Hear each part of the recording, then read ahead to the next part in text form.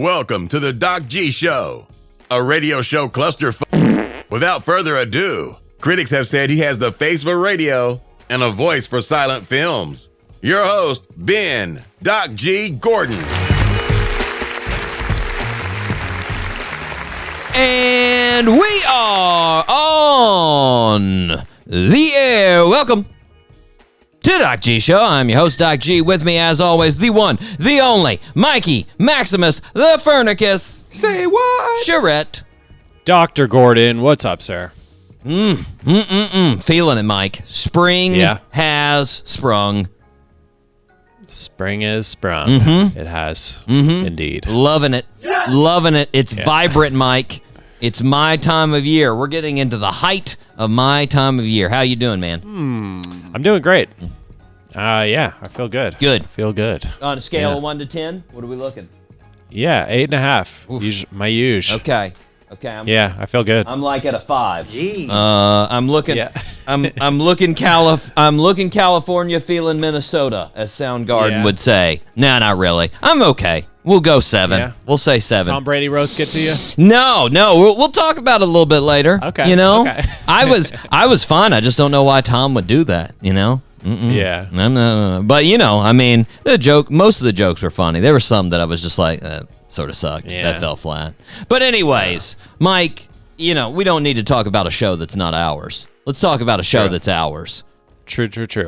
It's been getting some good analytics, this show right here. Word. The last couple of weeks, we're getting international listens, international views on YouTube. That's awesome. Yeah, good stuff. Coming around the globe. Canada, Germany, Brazil, France, always coming through. Spain, United Kingdom. They're getting it. Now, I thought of this a little bit extra this week because I was cruising through some news articles and I came across a BuzzFeed article titled 34 Things Non-Americans Think Are Myths About America. But I'm sorry, they're all true. That's the title. And I said, you know what? I bet you some of our listeners have been wondering these same things. And who better to give them the real answers but you and me, Mike? Yeah. So I went through and I picked, there were 34, right? That's what was in the article. We're not doing 34. We don't have time for 34. So I picked a couple that I really enjoyed, Mike. So I wanted to start off with this one because this one is true, and I've always thought this exact same thing myself, and I find it very dumb. So here we go. JB asks, quote, do Americans really fly flags on their houses, or is that a myth perpetuated by pop culture? Yes! Yes, JB. Yes. Yeah. Most Americans do. And it's ridiculous. Yes. It's effing ridiculous. It is. You think about what a flag does, Mike. A flag lets you know where you are, right? And who the people are that are there. When you're in Topeka, Kansas, you don't need that. It's not like you're walking, you're like, wait a second, are we in Germany now? No? We're still we're still in Kansas. A lot of house flags in Kansas, probably. Oh, a lot of them. But it's truck flags too. So ridiculous. And nobody was gonna see your flag and be like, oh God, whew. I thought, man. I thought they were. Yeah. I thought that was a South American country for a second, but apparently, still America. Good. Just ridiculous, Mike. We don't need them. We don't. That's a patriotic thing. It's a little ridiculous. A little unnecessary. Save it for the World Cup. There you go. Or not at all. Either one. Or not at all. Mike, next one on the list, Paige. Paige asks, quote, do Americans really decorate their lockers, or is this a myth? Well, Paige, if you were a regular listener of the Doc G Show, you would already know this one isn't always true. Because not all Americans have lockers in high school. Like our very own Mike Charette, who did not Yeah. have a locker. Mike, do you? No locker. Do you, is it too painful, or can you elaborate on that? Yeah, we didn't have a locker. They were all locked up. We had lockers in the school. Well, you could see where people had enjoyed lockers at one point, but they were all tied off. They didn't want so us sad. keeping our guns in So the lockers or sad. whatever. Now, Paige, I didn't have that traumatizing event happen to me. I had a locker. That's right. And you bet your sweet I decorated it. All right? In fact, one year, they even made a little dedication or like page about my locker in the yearbook. Yeah.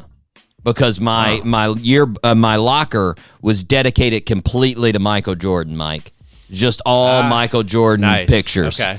I was going to ask you, what'd you have in your locker? All Michael Jordan. Just unstoppable MJ all the way across the locker.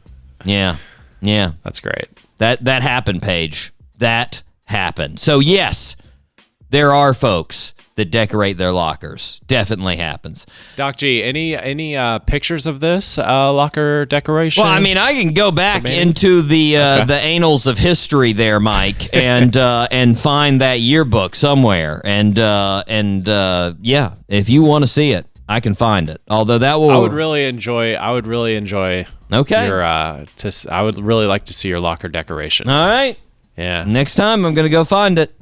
Cool. You're gonna see it. It'll probably be in 5 years or so when I find that. Nice. Next on the list, Mike, Rosalind.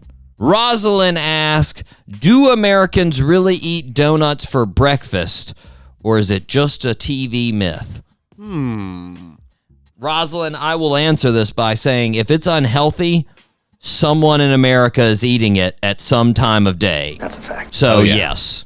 Yes. And also to answer that, when do Americans eat donuts? Every single minute of every single day. That would be the answer. Yeah. For breakfast, yes. For lunch, yes. For dinner, yes. For any time in between those three events, yes. We'll put them on top of cheeseburgers, and we will we will have them as cheeseburger buns. Can't stop us, Rosalind. That's going to happen. It's going to happen. Next on the list, Mike, Finn. Finn asks, do Americans really eat raw cookie dough, or is it a myth like the thing with sniffing glue? First of all, Finn, neither of those things are myths. We enjoy sniffing glue just as much as we do eating raw cookie dough. So true. Second of all, I'll refer you to my last answer. If it's unhealthy, someone in America is eating it at some time of day. So, yes, cookie dough is on that list. And come on, Finn, have you had cookie dough? It's amazing. It's way better than cookies. Yeah, it is. It's amazing, man. It's worth risking your life. Amen. A little sure. salmonella. Nobody's ever died from it. They have, but it's fine. Next on the list, Z. Z asks, do Americans actually put butter on their popcorn? Or is that a myth? Mike, I'm noticing a trend with these.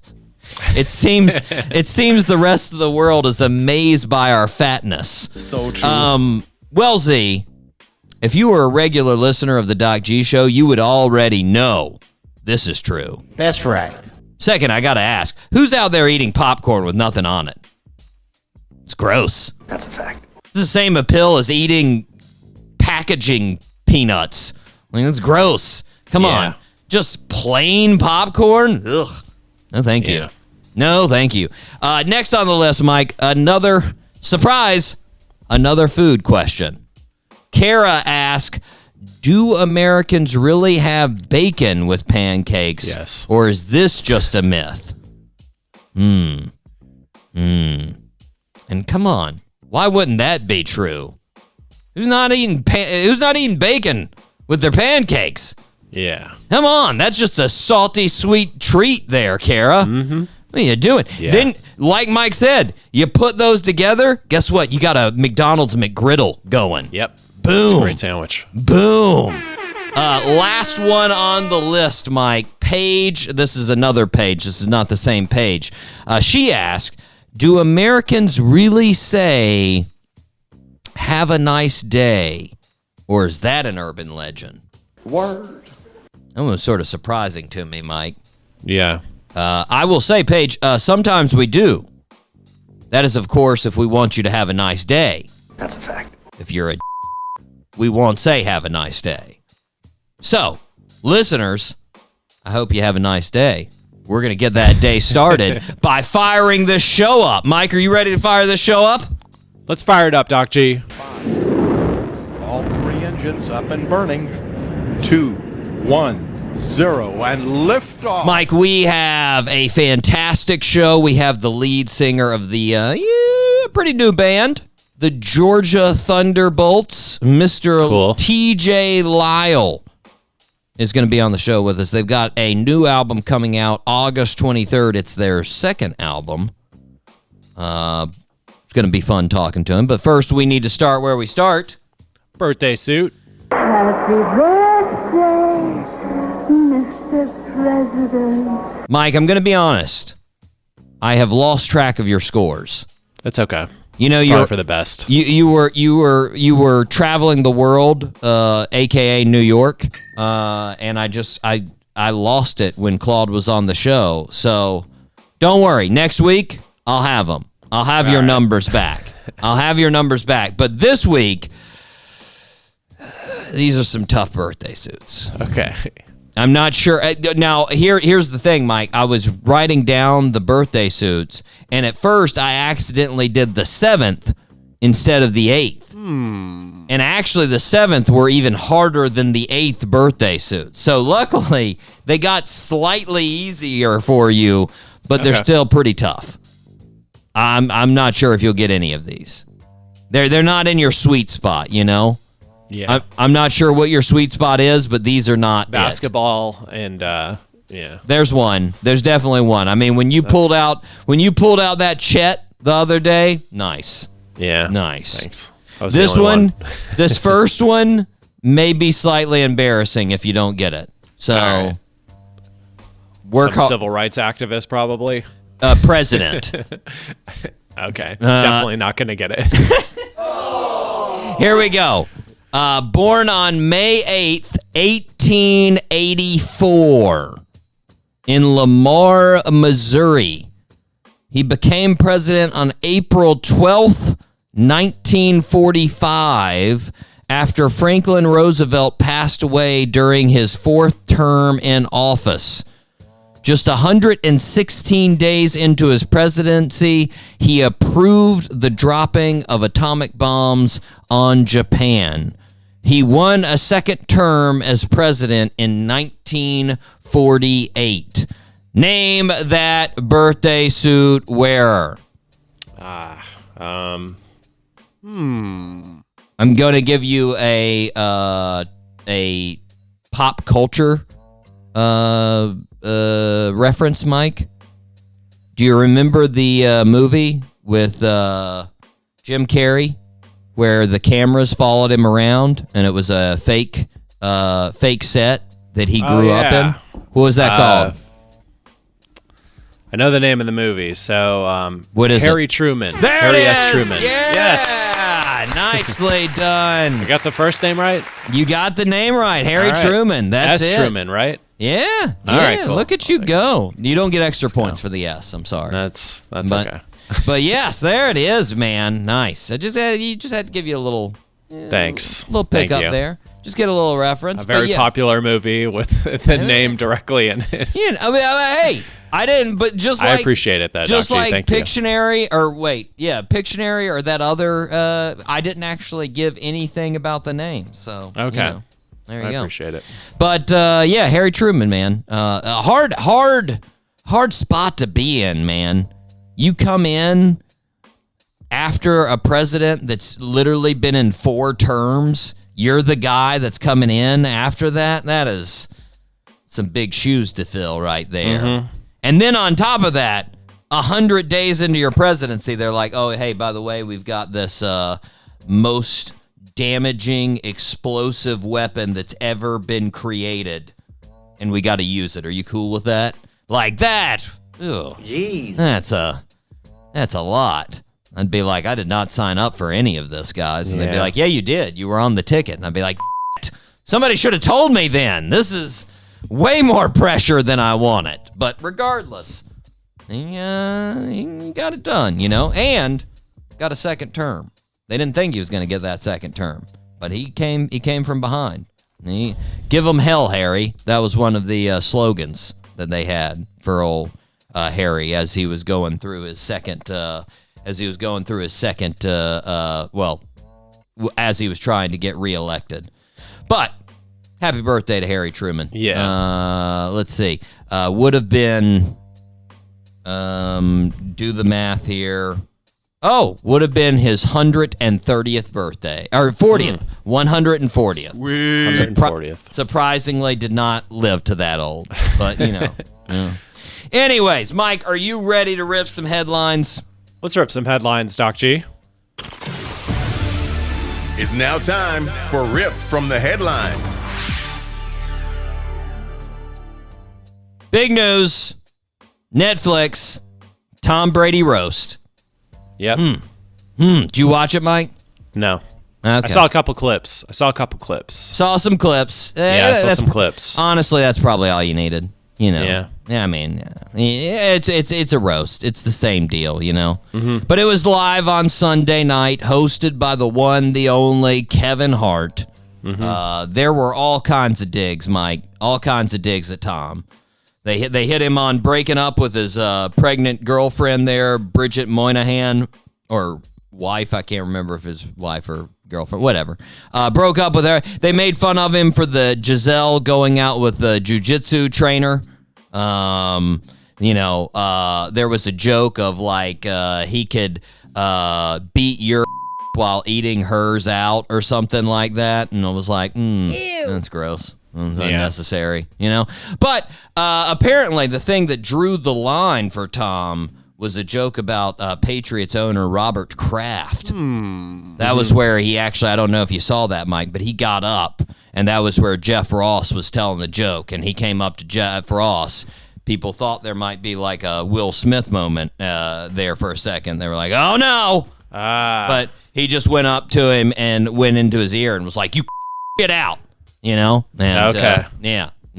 Interesting. I got to see that. I didn't see that. I saw Kim K's. Kim K had a good joke, but anyways, sorry about that. It was pretty fun to see her get booed. I like that. That was nice. Booed. I was like, ooh, woo.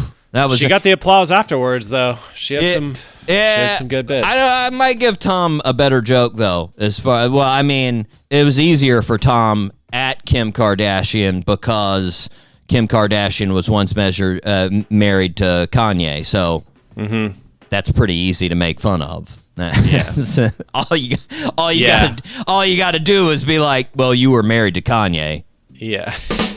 The end. Like that's that's a roast. Roasted. That's a roast in itself. So Yeah. But it was fun and all. But I gotta say, Mike, it's sort of like I said earlier. Here's the thing about roast. Yeah, they're joking, but it's all true. Like, that's the thing. It just hurts. All of it's true. It is. Like, I don't need everyone laughing and judging at every bad decision and comment I've ever had in life. Like, if I wanted that, I'd have a Twitter account. That's why I don't have Twitter. Like, no, thank you, Mike. If I was, I don't know what they paid him. I don't know what they got to get him to do that, but I would have been like, pass.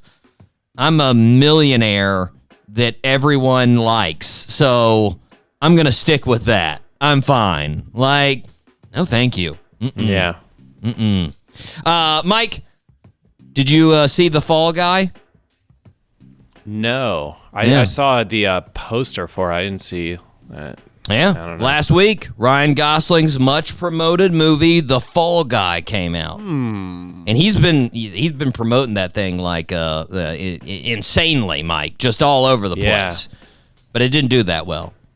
Yeah, it only brought in $28 million in the first weekend, which was a bust.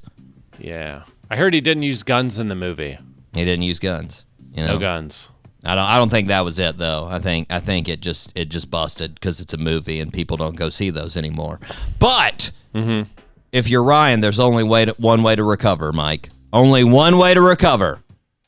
Live action Beavis and Butthead movie. Oh, Do it, Ryan. Yeah. Do that it. was perfect. You know? That was awesome. You look at the reaction of those two things. Beavis and Butthead, way better reaction than the Fall Guy. Way better. You gotta go with the virality, Ryan. Just get in there and make it. Now. Yep. Do it. Anyways, Mike, I think Drake released another diss track aimed at Kendrick Lamar. Or maybe Kendrick released one aimed at Drake. I'm not sure. Let me review the timeline, Mike. Here's the timeline in the Kendrick-Drake disses. Okay. Kendrick released Like That, which calls Drake to release Push-Ups and Tailor Made. Then in response, Kendrick released Euphoria and 616 in L.A., Drake came back with Family Matters, to which Kendrick responded with Meet the Grams, and Not Like Us, to which Drake responded with The Heart Part 6. Jesus, I got fatigued just reading the titles. God. Mike, I would recommend that these two just sign for the undercard of the Jake Paul-Mike Tyson fight. Let's see it, guys. Yeah, let's Bring see a it real in. fight. Just Come on. call it a day. You know? Yeah. Woohoo! No, honestly, though, that is too much, man. You know, not to be the old guy, Mike, but back in the day, it was like one diss track and then a response 6 months later, and you're like, oh, crap. They can't. Like 15 songs in 2 weeks? I can't handle that. No, stupid. It's like they're giving me a book report to accomplish. They're like, here's your assignment. Listen to these 47 hours of raps. Yeah. Pass. No. I don't care what Drake's doing in his personal life. I don't care what Kendrick Lamar's doing in his personal life. Like, anyways, it's out there, Mike. Mike, McDonald's has amazing news for 2024. What do they got? What do they got? They are planning on releasing donut cheeseburgers. No? All right. That would be good. Yeah, that would be good. But they are planning on releasing the biggest burger they've ever had on their menu. Say what? Let's go. Not a myth. Not a myth. Now, the downside of this new burger, Mike. You will get a heart attack after eating it. That and McDonald's is still going to be making it. So, yeah. Not the best. I'll say, Mike, if they really want to make people excited, just tell everyone you made bigger fry sizes. Yeah. Come on. Bring it back. That's all anybody's in it for. Supersize me. That's all anybody wants McDonald's for. The fries, man. The fries. Yeah. Mike, interesting story in science. Have you ever heard of an albatross? Is that the bird? Yeah. Yeah. They're a huge bird. Yeah. The Rescuers, that's the Rescuers bird. Yeah, the Disney movie. They have the largest wingspans, getting up to 12 feet. 12-foot wingspan. Jeez. Now, just so happens that the world's oldest bird in the wild is also an albatross. Yeah. There's an albatross with the name Wisdom. She was first tagged with a band back in 1956. Wow. Yeah. 1956. Yeah, they tagged her after they first saw her lay an egg. And generally, albatrosses don't lay eggs until they're at least 5 years old. So that puts Wisdom at roughly 72 years old. Wow. Yeah. Now, another thing about albatrosses, Mike, are much like Shakira, they wish to be monogamous their entire life. What? Now, for any listeners confused by that comment, shame on you for not remembering what we talked about last week, or even worse, shame on you for not listening last week. If you didn't, I suggest you go back and listen. Yes! Regardless, Mike, albatrosses mate for life if they can. So true.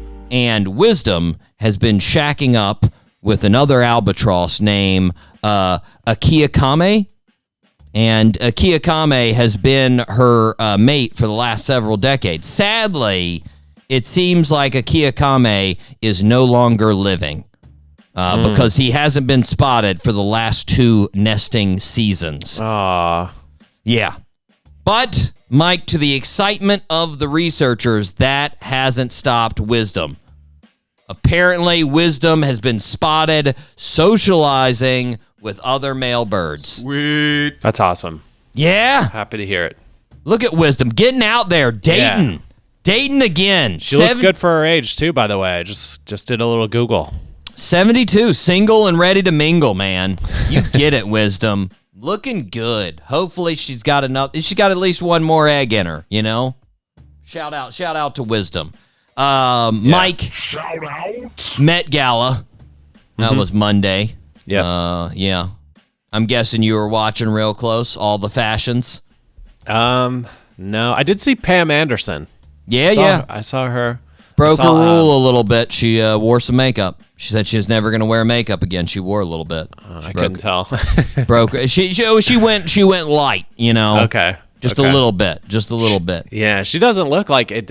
Didn't look like her, to be honest. I mean, well, you know she's still beautiful, but like she's wearing a lot of makeup back in the day. And it'll throw you, you know. Yeah. And of course, there were all kinds of ridiculous outfits. Zara, is it? What's her name? Yeah. She was wearing a crazy outfit. All the stairs. Sydney Swidney was wearing one. She was like a raven with a hairdo on. There were a bunch of ridiculous things. But interesting story, Mike. Somebody that was not there last night was Italian model Eugenio Casnigi? I don't know. Eugenio. The Italian model Eugenio was not there. Now, Eugenio went on TikTok this past Saturday to let folks know he was a Met Gala greeter for the last 2 years. That's a fact. But he claims they fired him because he went viral and people focused too much on him and not the celebrities. Specifically Kylie Jenner. Because he was following Kylie Jenner around last year because that's what they told him to do. Like, you know, do whatever she needed with her dress and all that stuff. But because he was just too sexy and people were talking about him on TikTok and Instagram, they had to get rid of him. Don't outshine the master.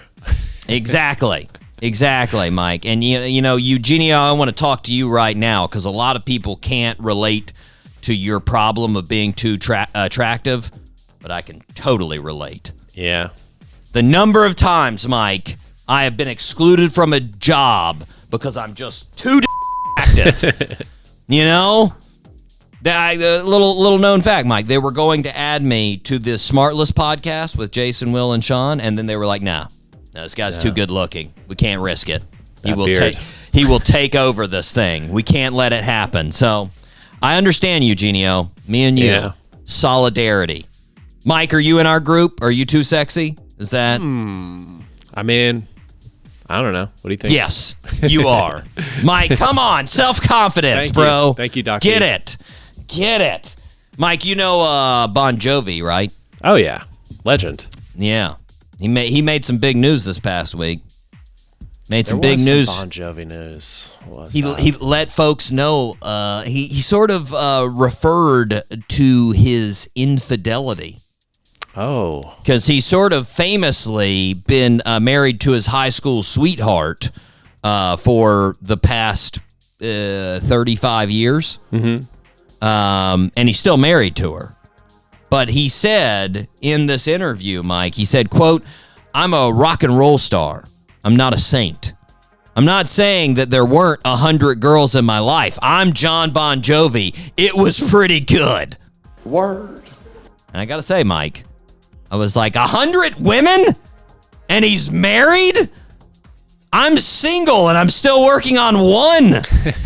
What's the difference between me and this guy? I mean, besides the attractiveness and the successfulness, what else does he have going for him? Oh, it's those things. Yeah, it's really, that's all you need. That makes sense. Yeah, that makes sense. But, you know, I might go back, check it out. Bon Jovi went out with Diane Lane back in 85. Woo! That's right. Stunner back then, Mike. My God. Not to Yeah. say that Diane Lane is not a stunner now, but man. And no offense to his high school sweetheart, but I would have stuck with Diane Lane. I would have. Yes! On pure looks, I'm sorry, I would have stuck with Diane Lane. What happened? Anyways, Mike, I fear you won't have the context for this next story. I'm a little concerned. Okay.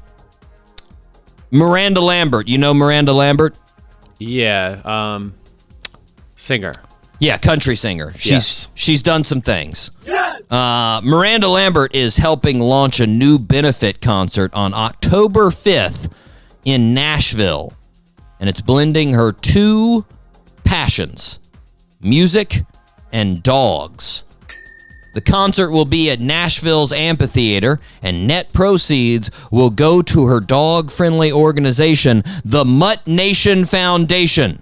Woohoo!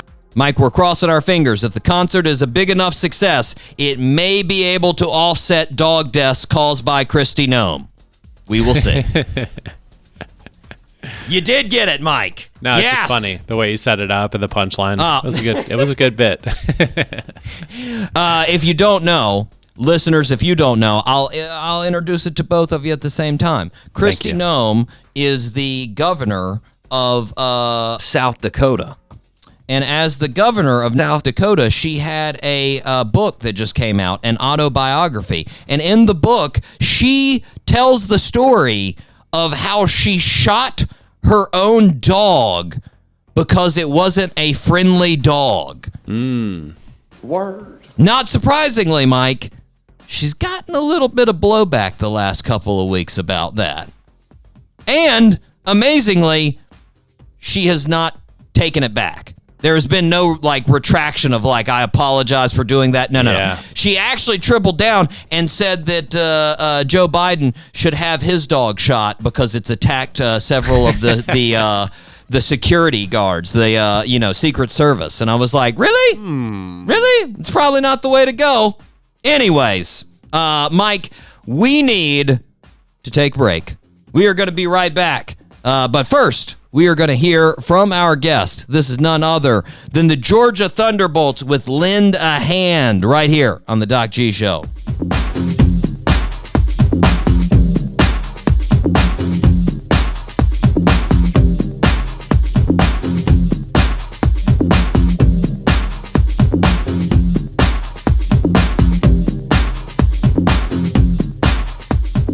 And we are back here on the Doc G Show. Spinner Radio, WSKRLP 95.5 FM in Jacksonville, Florida. Mike, what do listeners need to do? Well, Doc G, if the listeners feel like the show is a positive way to waste their time, they should please subscribe on Apple Podcasts, Spotify, SoundCloud. We're on YouTube, wherever you get your podcasts. It is a cost-effective way to support the show. And if the listeners are feeling extra generous, they should please leave us a 5-star review on all of those. And a comment. We love comments. Man. And tell a friend. Tell a friend. We don't really like comments. You don't need to put comments. You can put you can put comments on everything but YouTube. We don't need your comments there. No comments on YouTube. Move along there. You watch it, enjoy, and move along. That's it. Mike, we do need to thank all of the 5-star listeners. We do. The folks that are really just getting it, really doing us a service, doing us a solid by listening to the show. Here we go. Shoutouts. Shout out to Jacksonville, Florida, Columbia, South Carolina, Radford, Virginia, Gainesville, Florida, Frankfurt, Germany, Anoka, Minnesota, Ashburn, Virginia, Capiricai, Brazil, San Diego, California, Dublin, Ireland, Boardman, Oregon, Genoa, Italy, Riches, Texas, Barcelona, Spain, Winfield, West Virginia, Biloxi, Mississippi, Tulsa, Oklahoma, Peoria, Illinois, Katy, Texas, Toms River, New Jersey, Olive Branch, Mississippi, Asheville, North Carolina, Los Angeles, California, Spartanburg, South Carolina, Athens, Georgia, Baton Rouge, Louisiana, Chicago, Illinois, Boynton, Virginia, and Fort Lauderdale, Florida. There we go. There we go. Thanks to all the regulars. Thank you. Thank you, regulars. We appreciate it. Getting it done for the long haul. Mike, 4-star listeners, some interesting ones here. First off on the list, Weston, Florida. We could technically probably consider that Fort Lauderdale. They're close enough. But you know what? Again, we recognize all the areas. So shout out to Weston, Florida. Also, shout out to Columbus, Ohio. Columbus, 2 weeks. You got 2 weeks, and you will be put on the regulars. So That's a fact. keep it going. Keep it going. Sunrise, Florida. Shout out to Sunrise, Florida. Again, probably call it Fort Lauderdale, but you know what? No, we're going to recognize all the suburbs, subdivisions of South Florida. Shout out to Garden Grove, California. Shout out to Cabarca, South Africa. Probably saying that wrong. Yes! It was formerly known as Port Elizabeth, South Africa, Mike. Pretty dope place. It's the bottom of Africa. It's right there on the ocean. Pretty wild. Pretty wild. Shout out to you guys. Shout out to Sao Paulo, Brazil. Shout out to Wisconsin. Shout out to Edmonton, Canada. Shout out to Athens, Greece. Shout out to Johannesburg, South Africa. We are taking over South Africa, Mike. Let's go. Love it. Shout out to York, Pennsylvania. Lastly, there we go. There we go. Mike, this is sort of related to the show, and it's sort of a miscellaneous file. But I was thinking about this last week when I was putting the show together. I was, editing everything there from the radio show to the podcast. And at the end of that, when I put the info on the RSS feed, I always put the timestamps for the different segments of the show, you know? The birthday suits, the rip from the headlines, the shout-outs, the interviews. There's always the timestamps down there. And I started thinking about it. I was like, feel like this may be a waste of time. Maybe I should just put the time for the interview, and that's pretty much it. I don't think there's anybody out there that's like, I only listen to the Doc G show for the third birthday suit. It's the only thing I want to hear. Yeah. It's where all the drama comes out for Mike. It's do or die for the birthday suit. I just want to see if Mike can capitalize and rise to the occasion. Yeah. But, we got a lot of segments in this show. But, yeah. That's true. But if that person exists, hey, I hope you consider listening to the rest of the show at some point, Yeah. I hope that maybe happens at some point. Mike, I have, I've got some news that doesn't suck. And we haven't done it in a while, so we need a little news that doesn't suck here. Things that don't suck. A list of consisting of Paul Rudd and whatever the doc wants to say now. I don't know if you noticed, Mike, there's been some bad weather going through the South and the Midwest. Don't know if you saw that. That's not the good news. The good news is coming. These storms really bad in Oklahoma the last 2 weeks. And in Marietta, Oklahoma, back on April 27th, an EF4 tornado came through. Jeez. And it touched down, destroyed a lot of things. And when it touched down, it picked up Wayne and Lindy Baker's truck. Wayne and Lindy were in the truck with their 9-year-old son, Branson. The truck was tossed hundreds of feet by the massive tornado. And when it landed, it was lodged under a tree. Wayne and Lindy severely injured. Wayne had a broken back, broken neck, sternum, ribs, arm. Yeah. Lindy had a broken back, neck, jaw, ribs, right hand. Just all kinds of injuries. But Branson, the son, for the most part, was okay. His parents were stuck in the truck. Not only were they injured, they couldn't get out of the truck. But Branson could. He crawled out of the truck and he told his parents, "Don't die. I'll be back." What? Yeah. His 9-year-old is like the Terminator, Mike. "I'll be back. Don't worry. Don't die, you turds." Like, he ran over a mile in the dark through down power lines and debris to get help, Mike. The only way he found his way back was when the lightning would strike. He could see the road from the lightning strikes.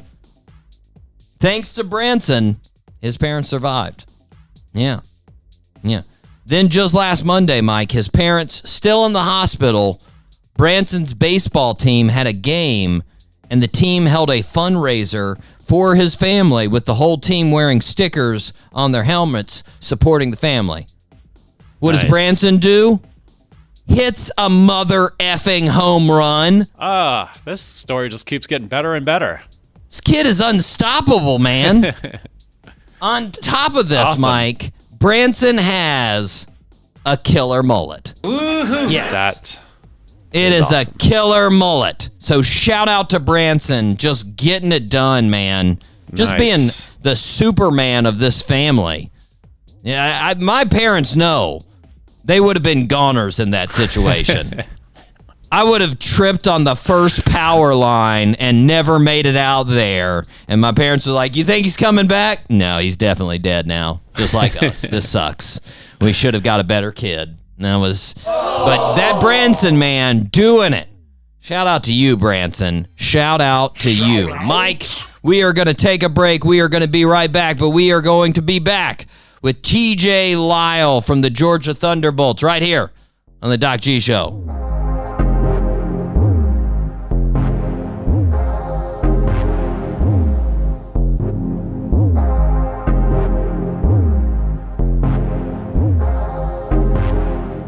Welcome back to the show, everybody. We are super excited to be welcoming the lead singer of the fantastic Georgia Thunderbolts, who will be releasing their second album, Rise Above It All, on August 23rd. We have none other than Mr. TJ Lyle. TJ, how are you, sir? I'm doing good. How about yourself? You know, spring has sprung, and I like it. Yeah. How's Rome, Georgia in the spring? It's warm. It gets hot fast and it stays hot. It stays humid, very humid. You know what? I like humid though. I don't know about you. Yeah, I enjoy it. I mean, it takes a minute to get used to, but when you get used to it, it's good. Yeah. Well, Rome is the home base for you guys. Yeah. And I read that you and Logan and Zach, you've known each other the longest. You three, did you guys go to school together? Logan and I went to school together. We started out in kindergarten together. And wow. Zach, he was Logan's neighbor, and we've known him probably just as long. Yeah, long time. So it's sort of been a lifelong thing. The band. Now, I mean, have you guys liked music for that long together? Yeah. I mean, there was a time where we wanted to start a band and do all that stuff back when we were way younger because we thought it was good. But, you know, it didn't actually really stick until we got a little older. Now, I've heard you talk about inspirations a lot, and I hear Ray Charles was a huge one for you. Yeah, sure. When did you hear Ray Charles for the first time? My parents played a lot of soul music when I was growing up, and then they would play a lot of like the Shoutouts and like the Stylistics and the Delphonics and stuff like that growing up. And then they would play like the Marvin Gayes and the Wilson Pickett's and, you know, the Otis Reddings and stuff. And when they played Ray Charles, that's the one that kind of stuck out to me because it wasn't really blues. And it wasn't really this and wasn't really that. It was more of like a perfect blend of jazz and rock and blues and soul. And it just had everything. The others had it too, but not like that. Not quite like that. They had the big band quartets swing behind them. And then he would come in with a saxophone like on Nighttime Is the Right Time and just blow the roof off. Do you ever think about doing a cover of like Georgia on My Mind, or is that too on the nose for Georgia Thunderbolts? I'm sure we've thought about it, but yeah, maybe one day. We really like his country stuff too. Yeah. And Western swing. That's one of my favorite records. You know, all those old country songs that he broke down and did real jazzy like and real slow, and then he'd turn them up, and then it's just everything that he touched, he would make his own, even if he didn't write it. And I thought that was just amazing. Yeah, it's interesting because when you watch the movie, the Ray Charles movie that Jamie Foxx did back in the day, there, that's one of the things that he struggled with when he first started was actually finding that voice. Yeah, and I'm sure glad that he did. And when he did, he certainly found it. Well, you mentioned like you thought about earlier, you, Logan, and Zach starting starting a band. When did you actually start like messing around together as far as actually playing music? 2013, 14, me and Zach used to go and play these open mics in Cartersville, and we would go out and play like the old 90s stuff. Like we'd go out and play like the Alice in Chains or Stone Temple Pilots, and even the Godsmack stuff. We go out and play that stuff because that's what we all grew up listening to. Was just like the your Soundgardens, Alice in Chains, and STP and stuff. And we all really took to that, and we just really enjoyed playing it. So we started doing the open mic thing, and then Logan would come up and play when he wasn't in school and stuff like that. And it kind of it started there. Really, when we really got into it, kind of got a taste for it. That was really what kind of made us want to do it. Because the locals up here used to be really cool. They're not so much anymore. We used to go up there. They'd have the full band set up. They'd have electric amps, drums, everything was there. So you could just get up on the stage. They'd have guitars. You get up there and play. They don't do that much anymore. It's more of like a country scene now, but in like the little acoustic stuff, which is fine. But you're getting all these strangers in a room and stuff, with a real drum kit and a real electric guitar. That's what made it awesome. Yeah, well, now I heard that's where you ended up meeting Riley and Bristol. Was that an open mic? Yeah, that was the same exact place that I'm talking about. Nice. That now were they doing sort of like a duo deal, or were they in like a completely different group? What was it? Yeah, they had a completely different group. It was the band of their high school buddies, and they all got together and they played, and they had a good little band going, around town, and playing like Chattanooga and stuff like that, and the Harley Davidson stuff. And when you're first starting out, you look at that and you think, wow, that's really cool. I'd like to do that someday. And then you do it and you wind up playing the 5-6 hour shows and you're like, But no, yeah, that's exactly how we met them. Nice. Now I'm guessing when you heard Riley play, that was something that you were like, we need that guy in a band. Yeah, definitely. Riley's always been good. He's always been good. Now, were they playing the same stuff like you said, like yourself? Were they playing a bunch of 90s rock? Yeah, there was some 90s rock in there. They did some Southern rock too. They did a lot of Skynyrd, and they do like Black Crows and stuff like that. So it was really cool. It was a nice little change. Nice. Now, were you still in high school when you were doing these open mics, or is this right when you graduated? I would have been had I not dropped out. Okay. Now, a lot of folks bring up, when you hear the Georgia Thunderbolts, it's classic. There's a classic tinge to it. I mean, there's obviously modern sensibility there, and I haven't heard too many interviews where you've like said you were inspired by, Dua Lipa or Ed Sheeran. I'm guessing you guys were a bit of the retro guys growing up. Yeah, I'd say so. We always listened to older music. I don't think any of us really got into like pop music or anything like that. But I'm actually a fan of Dua Lipa, honestly. I don't hate her music at all. Some of the stuff without, but I try to stay open-minded about things, but it's really tough too because there's not much that I can relate to. I just like the group.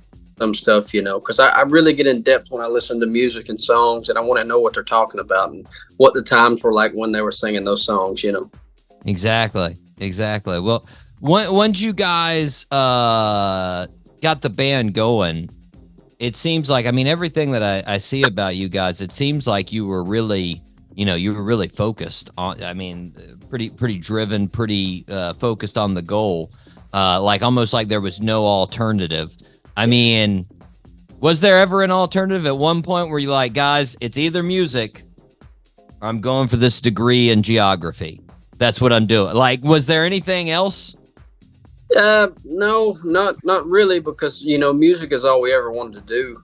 and it's all we really love. So we wouldn't never really be satisfied doing anything else. Cause I know the guys and I know they're just the same, you know, we want to do it. I mean, we just want to do it. We want to do whatever it takes to be able to get our music out there and, you know, get people to hear our songs and stuff like that. We want to, I mean, we've been living on the road pretty heavy lately and for a while now. And it's hard. I mean, yeah, it's really hard, but it's, you know, we can look back and say we had a good time, you know, if it all ended tomorrow. So.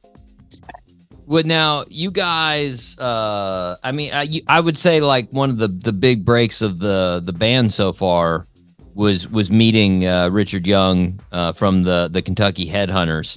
How long were you guys playing before you met him? 2 years, I think. About 2 years. Because we met him in 17, and yeah, so about 2 years. He seemed pretty blown away when he heard you guys. He was pretty jazzed. Yeah, he was. He was sitting on the back of their bus while we were playing. He's doing his emails and stuff on his computer, and the air on the bus had not been working that day, thank God. And then window open, and he was listening to the music. And when we kicked in, he said he jumped straight up and walked off the bus, and he was standing side stage that whole entire show watching us. And I mean, he's been one of your biggest sort of promoters. I mean, he works with the band now. Yeah, oh, definitely. Yeah, he's done so much for us. It's unreal. I mean, some people wouldn't even take the time of day to do half of what he does, and it's all we can do is thank him. I mean, he's just really stuck his neck out for us, and we just try to keep on pressing. Nice. Now, I mean, I'm guessing you saw the difference pretty fast once he got involved, as far as like shows you were playing and gigs you were getting. Yeah, definitely. It went from. I mean, we still had the here and there's. We had like we didn't have many more Harley Davidson shows after that, but we had like little local gigs and the brew houses and stuff like that. But yeah, it's dramatic. I mean, it's really dramatic change because all of a sudden all these offers and stuff start coming in for shows, and we're like, oh, okay, time to play the game. Well, you guys have you played a lot of with a lot of great bands. Couple of bands that we've had on the show. I saw a while back, pre-COVID, you guys toured with Blacktop Mojo, who we had on the show, and those fellas are fantastic. Have you kept in touch with Blacktop Mojo guys? Yeah, sure enough. I talk to them guys every other day, if not. Yeah, so it's like when I told those guys when we met them, I said it's very rare that you run into somebody that, you know, wants the same thing you do. And every time that we do that, we always stay close and tight with those guys. And anytime we run into them and see them, it's just like we pick up where we left off, you know? Nice. I gotta ask, have you ever lifted with Matt? No, I haven't. I don't do much lifting. That guy does, man. Yeah, he's hardcore. He's got the build of like a fullback looking to do some damage, man. Yeah, I know. He's looking rough out there. But after COVID, you guys toured with Blackstone Cherry. Yeah. And we had them on the show, and I got to say, I've only heard nice things about Blackstone Cherry, and I'm guessing you're not going to just come out and be like, well, they were giant turds to us. I'm guessing they were nice to you. Yeah, no, they were great to us. They really took care of us. You know, they shared their gear with us. They shared their food with us. They shared their hotels with us. They really took care of us, man. And, you know, it's like I said, once you run into somebody like that, it's just like you stay in touch with those people. You know? Yeah. Now, you guys, you went you went to Europe with Blackstone Cherry. Yeah. Well, I mean, were you a fan of Blackstone Cherry before touring with them? Yeah, definitely. I dug into their stuff, and you know, they were always on the old SmackDown versus Raw games and stuff like that, and those old video games I used to play. So definitely, yeah, I'd heard them a lot and stuff. I never really dug into them until we started playing with them and got to know them. But yeah, they're a fantastic band. What would you say is the favorite Blackstone Cherry song? Favorite Blackstone Cherry song is probably Rain Wizard, because I would pester Chris every night to play it every single night, and I guess he hates me. He wouldn't do it. What? Why not? I would say that's probably my favorite song too. Either that or what's the song? There's a song right after it. Lonely Train. Yes. Yeah. Yeah, those two, man, on that debut album. So good. So Just good. the musicality and the vocals and stuff on that, man. It's all incredible, especially like the Soul Creek. Oh man, come on. That's incredible. I think John Fred's probably one of the best drummers I've ever seen in my life. He's an animal. He goes hard. Yeah, he's one of those that you see all that energy going into it when he's playing, man. I don't know how he picks his arms up the next day. Crazy. Well, you like I said, you went to Europe with those guys, and Europe loves Blackstone Cherry. I mean, they sell out some big venues there, and Europe just loves rock in general. Yeah. What was it like seeing some of those crowds over there? It was really incredible. I mean, all you could do is just like, you get out there, it's hard not to smile when you're having a good time. Everybody had smiles from show one and on. It was just incredible. The fans are the most nice and courteous people you'll ever meet in your life. They're so respectful. They love the music. They want to know about the music, and they want to know, they want to know things. They really care to know about like how it came to be, and is there new music coming soon, and what are we to expect next? And they're so into it. It's just like, I really have a lot of respect for those guys. Yeah, for sure. Well, I mean, I was taking a look at your top 5 listening spots on Spotify, and Sydney, Australia is number 4. Oh, wow.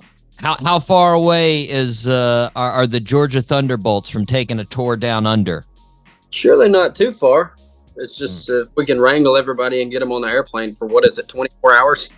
Woo! It's a long trip. That's a long trip. We'd love to go. I mean, I've always wanted to go to Australia, and I know the guys would love to go too. It's just, I remember watching Kangaroo Jack back in the day, so I'm always excited to go somewhere that I've seen in a movie. I'm just always scared about those Australian animals, though, man. Spiders, holy cow! The huntsman ones, woo! Yeah. Oh no, that's too much for me, man. Yeah. You also played with Blackberry Smoke, yes. And I've got to talk to Charlie and Paul, and they're just awesome. And I've talked to both of them about how they always get compared to Skynyrd. Mm-hmm. They've got it since like 2003. It's been like sort of the torchbearers. They just get this torch of Lynyrd Skynyrd. And I feel like you guys have been thrown in that same bucket a little bit. Yeah. Did you get to talk to them about that at all? No, not much. Not much. It was normally just business when we play with them because they're so busy and they got a lot going on. But oh yeah, it just seems to happen to bands like us and them because we're from where we're from and we play the kind of music that we play. And we kind of have that sound. I guess I don't know. It may be the mustache. Oh. Do you lean into it, or do you refuse to acknowledge it? What do? You just let it be? Yeah, just let it be. I mean, if people are getting that from what you're doing and they're enjoying it, don't change it. Mm-hmm. Ride it. What's your favorite Skynyrd song? My favorite Skynyrd song? Oh, that's tough. That's tough because I like that slowed down stuff they did. Mm-hmm. I think. Was I right or wrong? I think that's probably my favorite. Yeah. Wow, going a little deeper in the catalog. I think. Yeah, that's a good one. I like that. I like that slowness. It had a real darkness to it. I like that. I like a lot of darker music myself. I'm gonna listen to rock. I like that real happy melody, but I like that dark. That Chris. Little contrast. Yeah, I love it so much. Yeah, but I'd say that one is probably my favorite, or the Four Walls of Rayford. I really like that one too.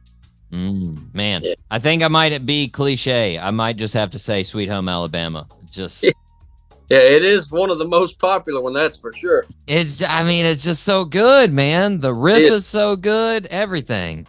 It is. But speaking of good music, you've got this new album coming out, Rise Above It All. It's the second album. This will be a release with no pandemic, hopefully, knock on wood. Hopefully. How excited are you to release this album in that way without a pandemic? Or over the moon. I mean, really, we've been sitting on this stuff for a while, and you know, it's just we've been playing the same stuff for going on like 6 years, and we're just ready to unleash something new and something that we feel really strongly about. And you know, we've all grown since we released that first record tremendously. I mean, we all listen to things differently. We all listen to different music. We all pay a lot more attention to what the song needs now. More than anything, it's not just a bunch of playing, not just a bunch of rambling, not just a bunch of singing. It's we're trying to say something and make it relatable to the people, you know, trying to say things about how we are and how we feel and what's going on in our lives, and trying to get that message to somebody out there that may need to hear it, you know? Yeah. Would you say musically that's the biggest difference? Can we get a witness is sort of the lyrical growth, or is it everything? It's everything. The melodies, the lyrical growth, the playing, the how tight we are together. It's just a different animal. I mean, it's still the Thunderbolts, but it's just this album's a different animal. Would you say it's you know, I mean, I would say the new single Pretty Hard. Would you say overall it's you know, harder rock than Can We Get a Witness? I can't say that, because there's some hard stuff on it, and then there's some really soft stuff on it. Mm-hmm. So it's like we dove into the heavier side of things, and then we did just the same with the softer things. You know, we branched out a little bit more into those waters, and it's still got that same feel as the first record, but it's gonna be killer. I just can't wait to release it. Really, we're so excited about it. How long have you been holding on to the songs? 'Cause I mean, I know sometimes I've talked to artists that have been holding on to songs for like 4 years. I think Stand Up's about 6 years old. Woo! Yeah. I mean, and do you guys ever play that in like, I mean, you know, previously, had you ever played that in concert? Years back we did, then we stopped playing it. Mm. Yeah. So like the super fans may still know it. Yeah. I'm guessing it's probably tweaked some since those songs. Actually, there's two of them, Stand Up, and one of them on there is called Price Tag. Mm-hmm. And it's really old. It's like 7 or 8 years old. It's old. I remember that song was written around the same time Looking for an Old Friend Linda Hand was. Wow. It's done. It's tweaking as well. Sometimes it's surprising how, you know, it's like you said, you've grown so much, you've done these things, but every now and then there's that song that you wrote way before you had all of that stuff, and it still works. Yeah, exactly. You just go back, you do a little tweaking, you look at where you are now compared to then, and it's like, wow, thank God we still have this.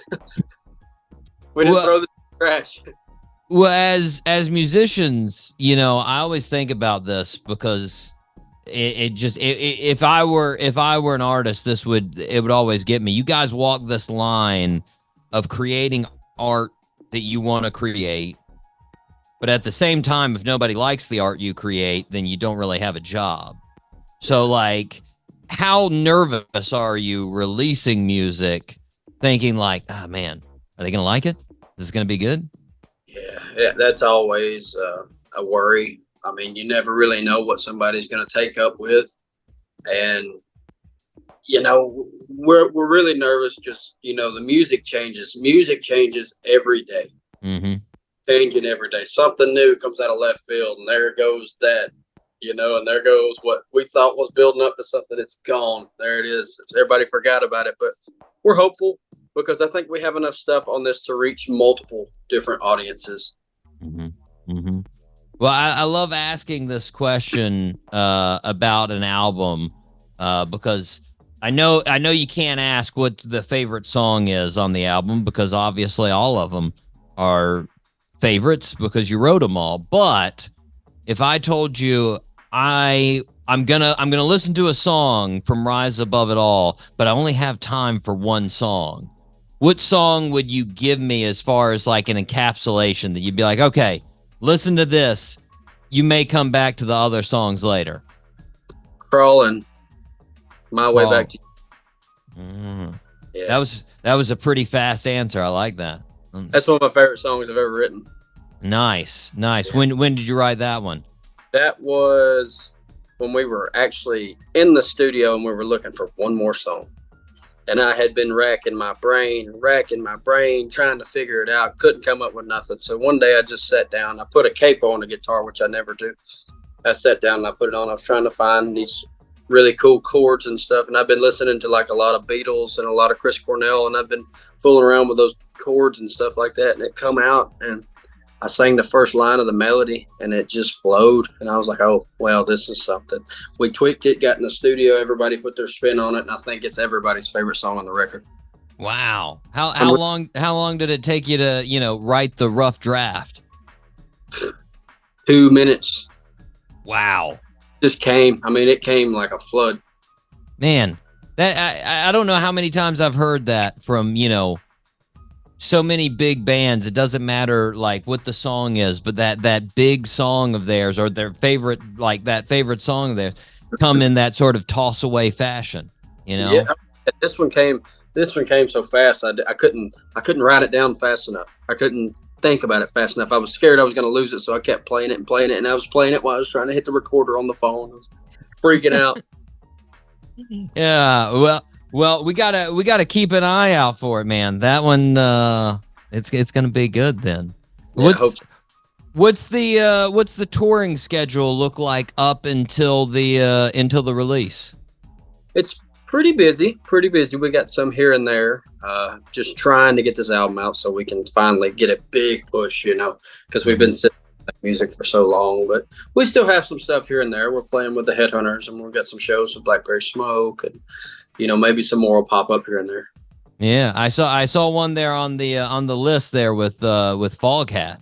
Yeah, that'll be cool. That will be really cool. It's Ace Frehley and Foghat. We've played with Ace a bunch, and his crew's always been really nice to us. We actually played Exit M one time, and Ace's band opened up the show for us, and that was really cool. Nice. Well, we actually had Roger Earl from Foghat on the show just a couple of weeks ago, and I got to tell you. Watch out for that guy. He's a character. That's awesome. Looking forward. He's 50 years of rock and roll with that guy. And he's 80 years old and he is still as rock and roll as they come. That's awesome. For sure. Well, I'm excited about Rise Above It All. I think all of our listeners are. Comes out August 23rd. You can stream it. You can stream the single Stand Up right now on all platforms. TJ, I want to thank you for taking the time to talk with us today. Thank you for having me. I really enjoyed it. For sure. Right now, let's take a listen to Stand Up right here on the Doc G Show.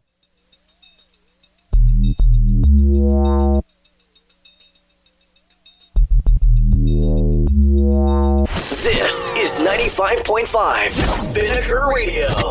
WSKR-LP-FM, UNF Jacksonville.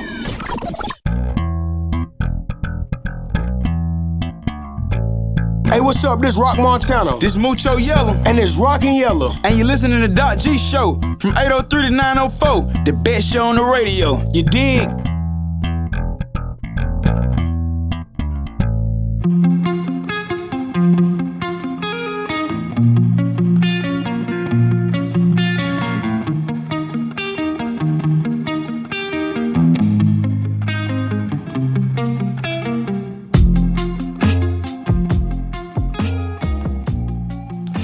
And we are back here on the Doc G Show. You just heard TJ Lyle from none other than the Georgia Thunderbolts. There you go, Mike. Man, if only I was talented enough to come up with a song in 5 minutes. It'd be nice. Yeah, right? That'd be nice, man. I do know the feeling, like at a much lower scale, though. I don't know about you. I'm guessing you felt this at some point in time with a joke, Mike. Like you thought of a joke and you're just like, oh yeah. And that's like, 100% hidden. Yep. You just can't write it down fast enough, and then you can't wait to tell it to somebody because you're like, oh, here it is. This is going to be killer. Yep. Have you ever done that and then it was actually a really bad response? Ooh. Because that would just be so upsetting. Like, yes. Actually, I know I have. I just nothing off the top of my head. I guess my brain was just going for all the winners. All the positive. You shut out the negative. I like it. Yeah. But yeah, I mean, you do that a lot in, like, at least I do, you know, those things in life that you just get excited about and you just know it's going to work for that one thing. I actually do have one off the top of my head, Doc G. The one I wrote about, people proposing at a wedding, like how I think that's a terrible idea. Yeah, and yeah. then I wrote the other part of it was, somebody dying at a funeral. And like a guy having a heart attack at a funeral. Like, come on, man, really? It's this guy's special day. Why are you going to make it about yourself? That never works. It does not work. People are just like, oh, sad. Why you got to talk about people dying at another person's funeral? Oh. Yeah, I don't know. It's annoying. Yeah, I mean, you know, it's like I said, like in life in general, there'll just be these things that all of a sudden you think of. It sort of comes out of nowhere and you're like, oh, that'll be perfect for so-and-so, or this will be, and I just get so jazzed about those little things. It's like finding the missing piece of a puzzle for that little segment of your life. And you're just like, yeah, there we go. And I got a feeling that's the way it feels to write a song like Crawling My Way Back to You, that you're just like, oh, this is it. This is what we needed, you know? Yeah.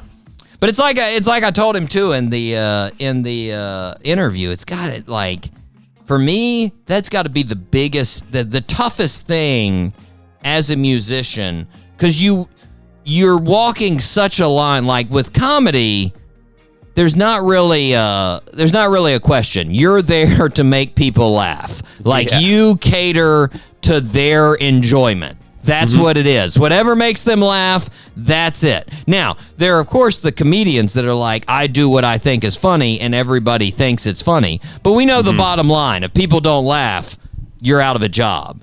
And, like, that's sort of the same thing, like, with musicians. Like, you're supposed to make the art that you love.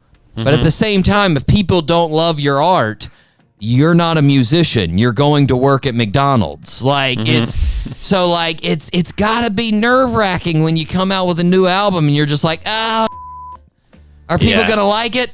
Oh no, does it come through? Yeah, it's just like, because you know you like it, but you're sitting there like, is everybody else gonna catch on to that? Like, it's tough, man. It's tough. But I'm sure the folks will love the Thunderbolts. They'll love the new album. They got a couple months to build up the anticipation. About 3 months to go here. You gotta live it through the summer, everybody. Just have the best summer, live it up, and then you'll hear some Georgia Thunderbolts. But Mike, we need to move on to the fastest growing segment in the world. Mike C, top 3. That's true. Last week you decided on wing flavors, chicken wing flavors. I enjoy them. I've enjoyed them for a very long time, Mike. And I went with all name brand wing flavors. I went from, let's see, how many? I went with 4 different locations. The honorable mention also got in there. So, do you have any honorable mentions? No. No, I don't. I've got 2 honorable mentions. Okay. So the first on my honorable mentions from Buffalo Wild Wings, classic. B-dubs. Buffalo Wild Wings, their Buffalo Dry Rub. The Dry Rub Buffalo seasoning, very skanky, Mike, but delicious. Like, I would almost liken it to like a spicy Dorito dust on your wings. Ooh, I love that. Yeah, it's tasty. It is really tasty, Mike. I enjoy it, man. If I go, and I haven't been to a B-dubs in a very long time, I would say about 4 years maybe, something like that. Somewhere around there. I think it was pre-pandemic the last time that I've been to a B-dubs. But so true. Last time I went, I know I had the dry rub. I know I had it. And you can buy that at home. So listeners, if you're looking to try it out, you want a little spicy Dorito dust on something, buy it. Do it. Yeah. Mike, my other honorable mention, Wingstop dry rub Louisiana rub. Okay. It's got a little garlic in there. It's got a little I think oregano, I do believe. There's a little other there's some pepper in there, there's some cayenne in there. Ooh. There's obviously a lot of salt. There's a good amount of garlic in there. Oh god, that rub is good, Mike. It is good. I can get down on it all day long.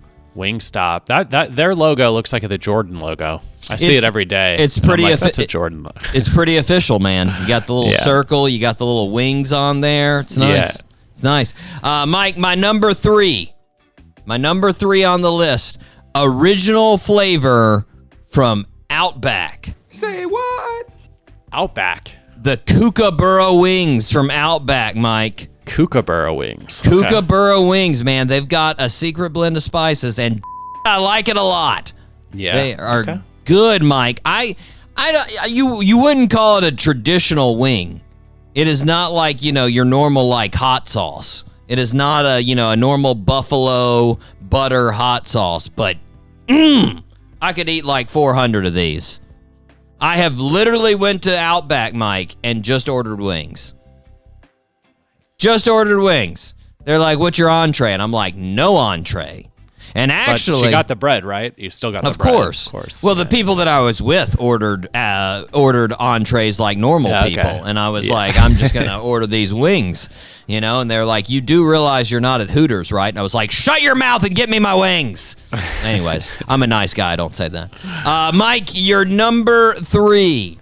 Garlic Parmesan. I'm a big fan of the garlic Parmesan wings. Oh, yeah? Yeah. Oh, yeah? Mike, have you hit up the Wingstop garlic Parmesan? I'm going to. I think after this episode, I'm going to have wings tonight. I think this is going to be, I'm in wing mode now. Get it? Wingstop, it's good stuff, man. Yeah. Wingstop is good stuff, and their garlic Parmesan, it's a dry rub, and let me tell you what, they heap it on there, and it is good. That's what's up. It did not reach my top 3, as you can see. Well, it could have, you don't know, but it did not. But it's tasty. It's really tasty. Now, I'll tell you another flavor that you should think about at Wingstop, lemon pepper. Oh, my number 2, lemon pepper. Me and Rick Ross, we gotta have it. We can't stop. Fat boy need a 10-piece. Yes! They are delicious. And I won't go 10-piece. I usually go 15-piece. Where you at, Rick Ross? 15. Come on now. But man, they are good, Mike. They are salty. They are citrusy. There's a little vinegar in there. Ah, man. Yes. They are good. Mike, your number 2. Doc G, this doesn't happen very often, but our number 2s are the same. Lemon pepper dry rub. That's lemon pepper. There it is. If I do a split, it's like my number 1 and then lemon pepper dry rub. Yeah, for sure. Now, generally, if I'm going to Wingstop, my split is lemon pepper and the Louisiana rub. Those are the 2 that I'll go with Wingstop. Very tasty. Very, very tasty. But in your case, since it was your number 3, I would say you could think about the old garlic Parmesan. Yeah, that might be the move.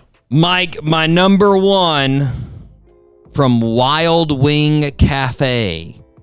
Wild Wing Cafe there in South Carolina. The Boss Wings. The Boss Wings. The Boss. These are special, Mike. They're marinated first. Then they're fried twice. And then they're tossed in a top secret spice blend while they're still hot. Man. And let me tell you, Mike, in my days in grad school, I probably ate at least 1,000 of these.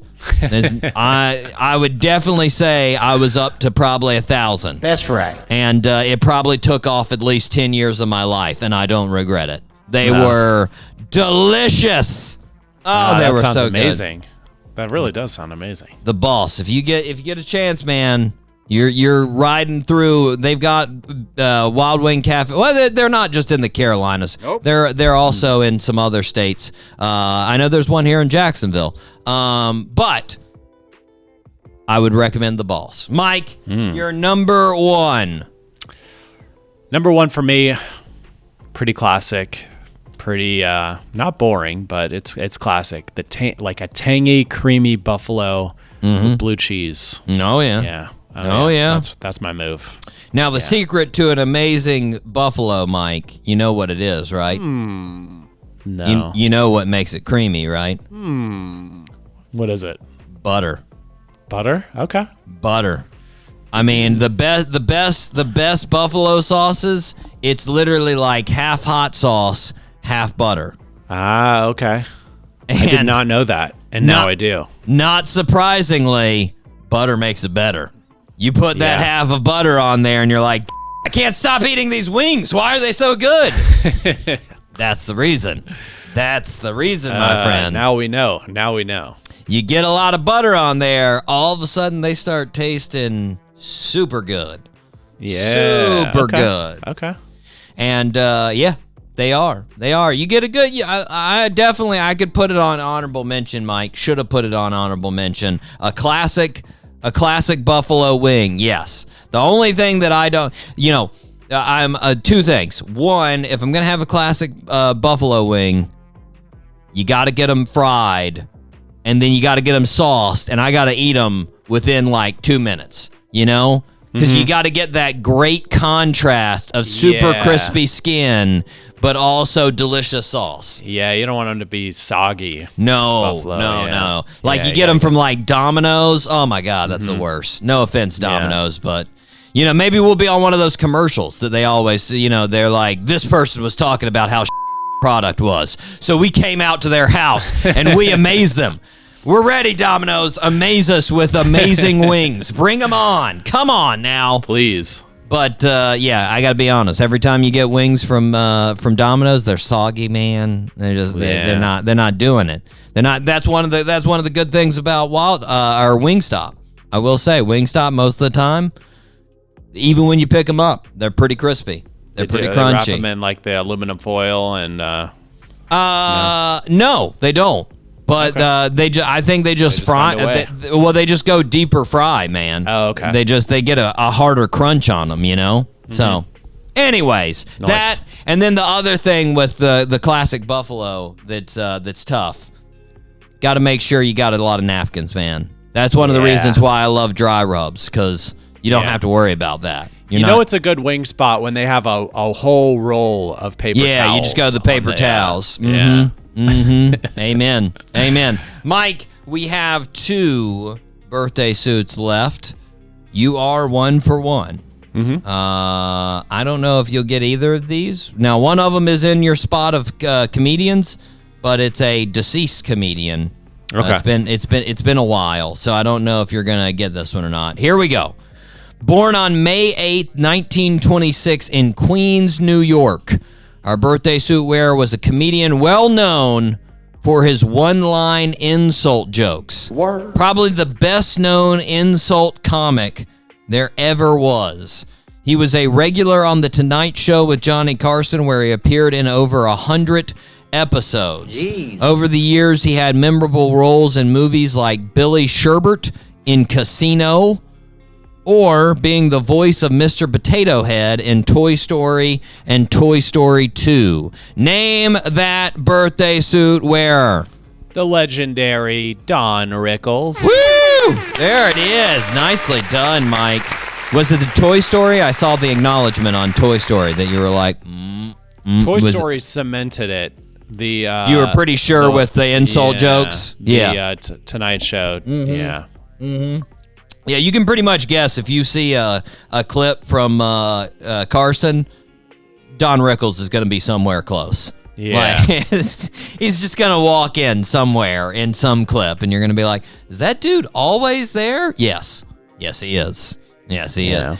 And there are I have definitely seen some clips, Mike, where he's just like, he's so quick on the draw, man. Those insults, you're just like, oh, that was perfect. That was such confidence that he throws them out in. You're just like, nice. You know, he was like one of the first guys to insult Frank Sinatra, which that's how he got popular. Yeah, it was really, whoa, you're messing with like a mafia boss over here. You know, they thought Frank Sinatra would whack him.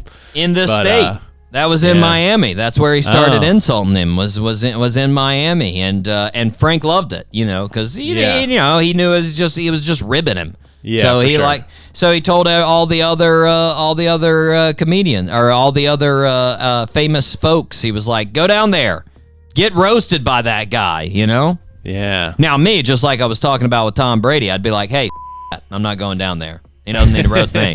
Not unless you give me a microphone and I can make fun of him. That's the only way that's happening. But anywho, happy birthday to Don Rickles. Legend. Yes. Mike, this one I fear you won't get. He was on the show, but I don't know if you remember his name. So, born on May 8th, 1977, he is known as one of the best guitars. He's known as one of the best guitar players in the world, starting his career at the age of 12 and playing on stage with B.B. King. He also has an insane guitar collection with over 500 vintage guitars. Jeez. He was on the show back on March 8th of 2023. Initials? JB. It's a fairly long last name, Mike. Yeah, I forgot.